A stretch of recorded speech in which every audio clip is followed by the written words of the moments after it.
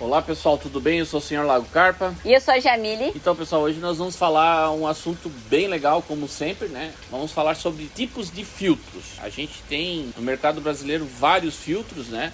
Nós aqui da Lago Carpa também temos alguns modelos que a gente usa em prática das nossas montagens, tanto hobby, tanto profissional, nas nossas vendas do nosso e-commerce, das nossas vendas da nossa loja física, né? E até no nosso site. Então nós vamos falar um pouquinho de cada tipo, eu e a Jamile. A gente vai fazer aquele jogo sempre de ela fala de um, eu falo de outro, né? Pra ficar bem dinâmico. E se eu lembro de alguma coisa e ela lembra, quando a gente estiver falando, a gente vai dando as dicas, né? Esse é um assunto bem pedido por causa que há uma confusão muito grande entre vários tipos de filtro. Então esse vídeo é mais para esclarecer para que serve cada tipo de filtro. E se a gente indica, se a gente não indica, como que eles são pro lago em geral. O primeiro tipo de filtro que a gente vai falar é o filtro pressurizado. Esse é um filtro que a gente não gosta muito dele. Ele é um filtro que ele não tem muita área de filtragem mecânica, né? E ele pode funcionar assim durante algum período no lago. Porém, quando começa a passar o seu tempo ali, ele começa a se tornar uma bomba relógio. Por quê?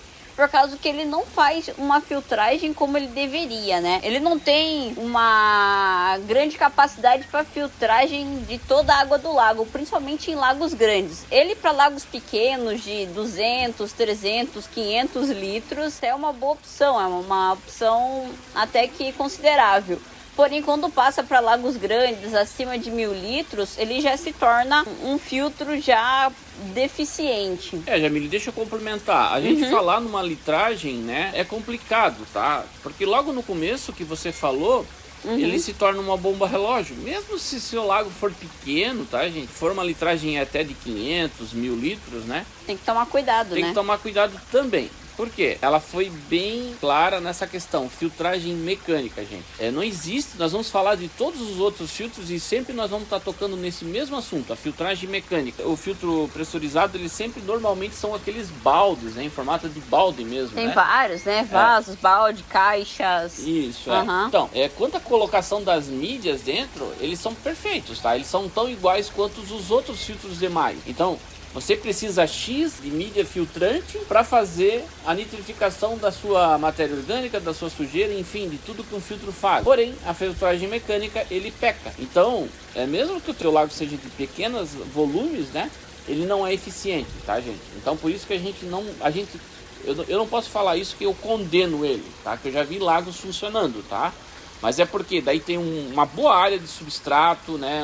O substrato a gente sempre sabe que ajuda também, né? Existe uma boa circulação, daí há sempre os compensadores. O ozônio compensa, o UV compensa, às vezes o cliente tem mais de uma bomba, isso tudo vai ajudando a compensar. Mas o pessoal que tem só o lago e achando que um filtro pressurizado vai dar conta de tudo, ainda mais aqueles com UV junto, assim, não vai dar um bom resultado que você espera. Temos aqui um exemplo do nosso laguinho aqui, logo atrás de nós tínhamos um filtro pressurizado, sabe? Com o passar dos anos, ele foi virando aquela bomba relógio que a gente fala, né? E a gente acabou trocando por um filtro de caixa da Lago Carpa ou Hobby, né? Mas, Jamile, agora deixa eu te perguntar, o que é essa bomba relógio, Jamile? Bomba relógio por quê? Por que se torna uma bomba relógio? Por causa que ele vai acumulando essa quantidade de amônia e nitrito que ele não consegue filtrar dentro do seu lago. Ele não consegue captar toda a sujeira do seu lago, né? Porque as carpas defecam muito, as folhas caem. Toda a natureza, né, está envolvida nisso. O filtro pressurizado, ele não tem capacidade mecânica o suficiente para segurar todas essas partículas sem que elas comecem a putrificar no sistema, né, elas apodrecerem. Quando começa a apodrecer é que vai surgir aquela amônia. E uma hora esse filtro não dá conta. E é o que causa essa bomba relógio. Ele acaba explodindo a amônia dentro do seu lago, que pode causar a morte dos seus peixes. Essa bomba relógio, ela não se torna só dentro do filtro pressurizado, tá, gente? Essa bomba relógio, ela se torna também em acúmulo de sujeira dentro dos nossos lagos, tá?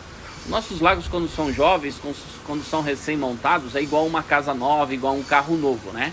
Tudo funciona muito bem, né? E por quê? Porque não tem ainda sujeira, não tem acúmulo de algumas coisas, entende? Essa bomba relógio, a gente usa essa palavra representativa, né, para essa situação. Acho que falamos bastante dos filtros pressurizados, né? Uhum. Eu não queria malhar o pau nele, né? Como a gente diz aqui, um dito tão popular aqui na nossa região, né? Mas é fato, tá, gente? A gente sofre bastante, nós como vendedores, né? Até por isso que a gente não trabalha aqui no Lago Carpa com filtros pressurizados, né? A gente trabalha com outras formas ali que a gente vai dizer depois. Agora, a partir de agora, a gente vai falar sobre os sistemas mais fáceis, tá?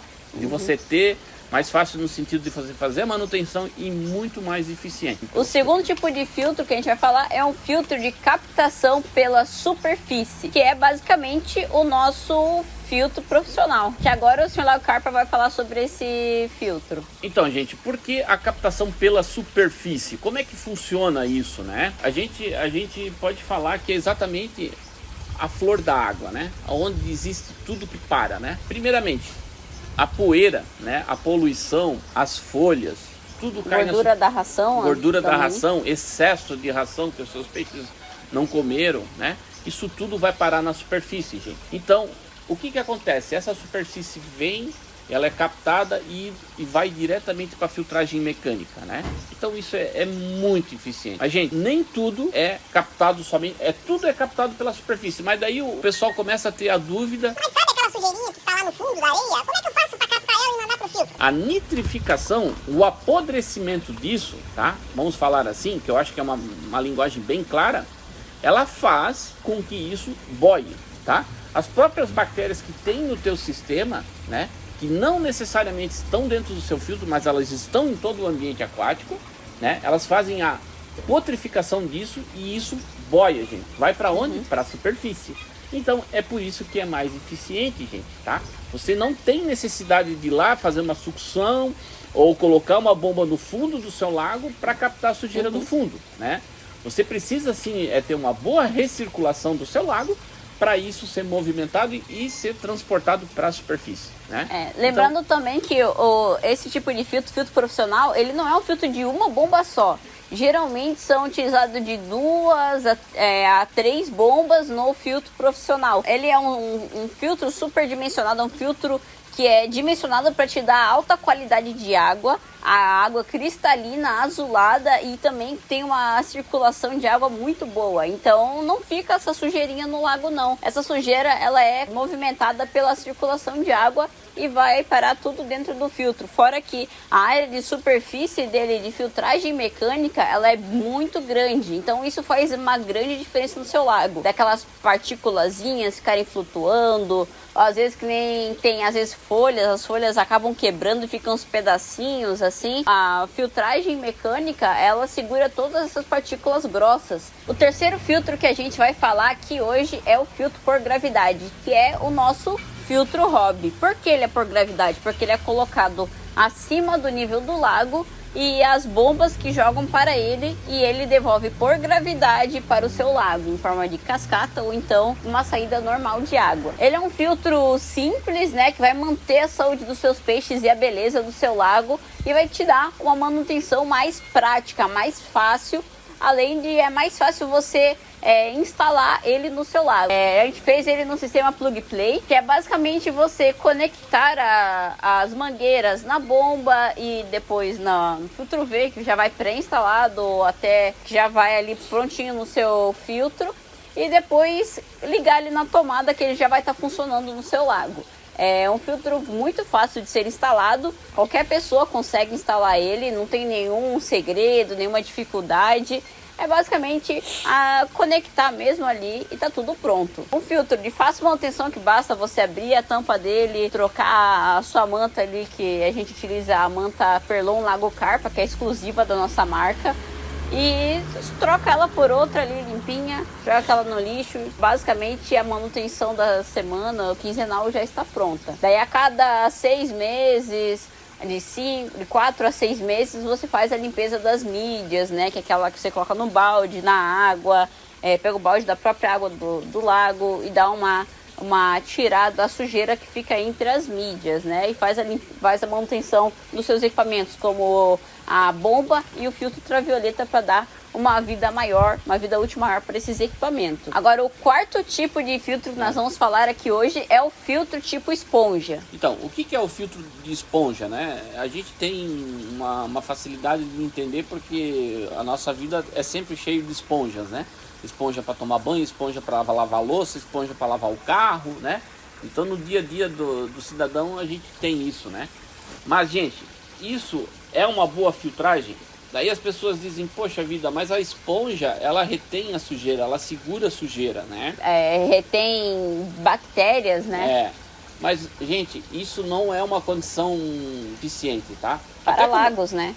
Para lagos, né? Até uma filtragem mecânica, tá? Por alguns dias, ela se torna eficiente, tá? Por quê? Ela vai puxando, a sujeira não é tão forte, mas depois ela vai se acumulando e vai entupindo, tá? Então eu já usei muito, já testei muitas vezes esponjas como filtragem mecânica e o resultado é catastrófico, tá? Por quê? Você não sabe na hora que ele vai entupir. E se ele entupir, né? Ele não vai deixar mais passar água, porque as tramas, né? As colmeias, vamos assim dizer, que eu acho que fica fácil de entender. As colmeias, elas vão se impregnando da sujeira, né? Dessas partículas todas que... Ela vai entupindo, né? Vai entupindo e vai dar uma zebra danada, tá? E realmente as bactérias que fazem a nitrificação, que é essa palavra que a gente sempre fala, elas não conseguem se fixar ali. Esse é um dos filtros, eu diria, o mais... é o pior de todos, tá, gente? Pior de todos. Eu considero os filtros de esponja os piores, tá? Geralmente esses filtros de esponjas, eles são mais baratos do que os outros filtros. Por quê? Porque eles não levam mídias dentro. E uma das coisas que encarece o próprio filtro são as mídias que são essenciais para o lago, né? Tem alguns tipos de filtros de esponjas que tem diversas camadas de espessuras diferentes de esponjas, né? Da esponja mais grossa para mais fina, esponja removedora de alguma coisa, de não sei outra, mas essas não são ideais para lagos, porque a carpa, ela é um animal que ela é diferente de outros peixes. A carpa e o quingue, na verdade. São dois ciprinídeos que têm um estômago atrofiado. Então quer dizer que eles não acumulam comida dentro deles. Então, basicamente, o que eles comem, depois de uns minutos, voltou para o seu sistema em forma de fezes. E isso é uma alta quantidade de fezes que eles fazem, além de liberar amônia pura já no seu sistema, né? Tanto amônia pelas fezes e urina, né? E tanto pela respiração. Então, é um animal bem sujão. Um filtro de esponja não consegue dar conta da quantidade de matéria orgânica produzida no lago, né? Geralmente um lago com filtro de esponja é um lago verde, com areia verde, as paredes verdes, tudo no lago é verde, né? Mesmo com filtro ultravioleta, porque ele não dá conta da quantidade de nutrientes na água causado pelo próprio filtro, que é ineficiente, né? O quinto e último filtro que nós vamos falar aqui hoje é o filtro de escovas. Eu geralmente não gosto do filtro de escova como filtragem principal. Eu gosto mais dele como pré-filtro ou então para casos especiais, que seriam casos como pré-filtro mesmo, um filtro que vem antes da sua filtragem principal e que também é um filtro para lagos que tem muitas folhas, tem muita árvore próxima. Ele é excelente para captação grossa. O meu know-how, eu aprendi que o filtro de escova ele serve para te dar autonomia na tua filtragem mecânica, tá? Então ele segura antecipadamente algumas partículas, né?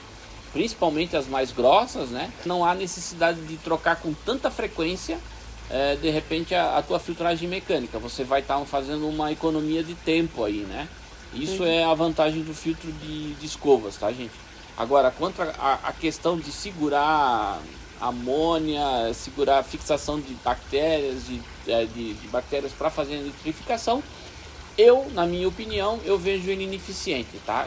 Eu já vi muitos lagos que tem somente filtro de escova. Só filtro, só uma bateria gigante de escova ali. E o resultado não é aquilo tudo não, tá, gente? Não é bom, tá? Não são animais saudáveis que tem. A água não é limpa, ela fica com uma água amarelada, um marrom assim escuro. Uma curiosidade para vocês que só aqui no Brasil, que é cultura ter um lago limpo, bonito, com os peixes saudáveis, tá, gente? Em outros países é muito difícil ver um lago tão limpo quanto os nossos lagos aqui no Brasil. Então esse foi o nosso vídeo de hoje, espero que vocês tenham gostado.